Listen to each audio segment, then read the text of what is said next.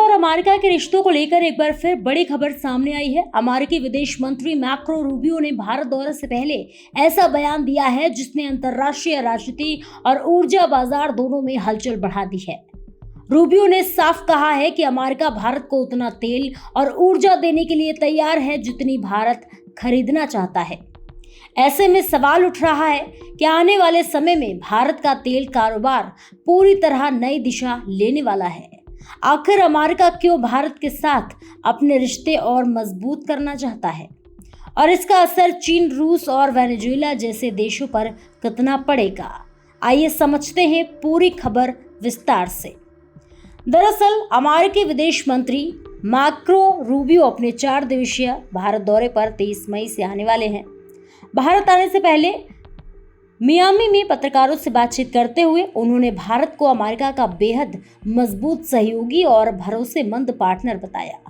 उन्होंने कहा कि अमेरिका भारत के साथ हर क्षेत्र में मिलकर काम करना चाहता है और ऊर्जा यानी एनर्जी सेक्टर में भी दोनों देशों के बीच बड़ा सहयोग संभव है।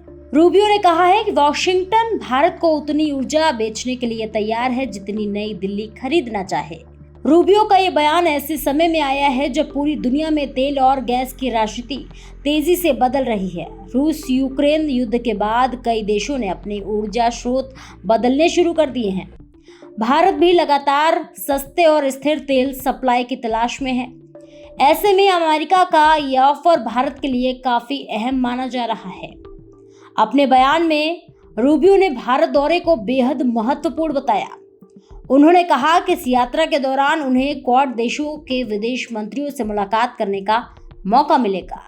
उन्होंने कहा कि भारत के साथ अमेरिका का रिश्ता लगातार मजबूत हो रहा है और दोनों देशों के पास बातचीत के लिए कई बड़े मुद्दे हैं। अब अगर क्वाड की बात करें तो इसमें भारत, अमेरिका, जापान और ऑस्ट्रेलिया शामिल है। माना जाता है कि ये समूह इंडो पैसिफिक क्षेत्र में चीन के बढ़ते प्रभाव को संतुलित करने के लिए काफी अहम भूमिका निभा रहा है। रूबियो ने कहा कि विदेश मंत्री बनने के बाद उनकी पहली बड़ी बैठक भी क्वाड देशों के साथ हुई थी और अब उन्हें खुशी है कि अगली अहम बैठक भारत में होने जा रही है। इस दौरे का सबसे दिलचस्प हिस्सा वेनेजुएला से जुड़ा मुद्दा भी माना जा रहा है। रूबियो ने बताया कि वेनेजुएला की अंतरिम राष्ट्रपति डेल्सी रोड्रिगेज भी अगले हफ्ते भारत आने वाली हैं और वे भारत को तेल बेचने के मुद्दे पर चर्चा करेंगे। यानी अब भारत के सामने अमेरिका और वेनेजुएला दोनों से तेल खरीदने के विकल्प खुलते नजर आ रहे हैं। आपको बता दें कि अमेरिकी राष्ट्रपति डोनाल्ड ट्रंप ने इसी साल फैब में पहली बार सार्वजनिक रूप से इस बात का जिक्र किया था कि भारत वेनेजुएला से तेल खरीद रहा है। उसी दौरान भारत और अमेरिका के बीच एक बड़ा व्यापार समझौता भी हुआ था जिसके तहत भारतीय आयातों पर लगने वाले टैरिफ को 25% से घटाकर 18% कर दिया गया। इन दोनों देशों के आर्थिक रिश्तों में बड़ा कदम माना गया है। रूबियो अपने भारत दौरे के दौरान नई दिल्ली, कोलकाता, आगरा और जयपुर भी जाएंगे। खास बात यह है कि लगभग 14 साल बाद कोई अमेरिकी विदेश मंत्री कोलकाता का दौरा करने जा रहा है। इससे पहले साल 2012 में अमेरिकी विदेश मंत्री हिलैरी क्लिंटन कोलकाता पहुंची थी।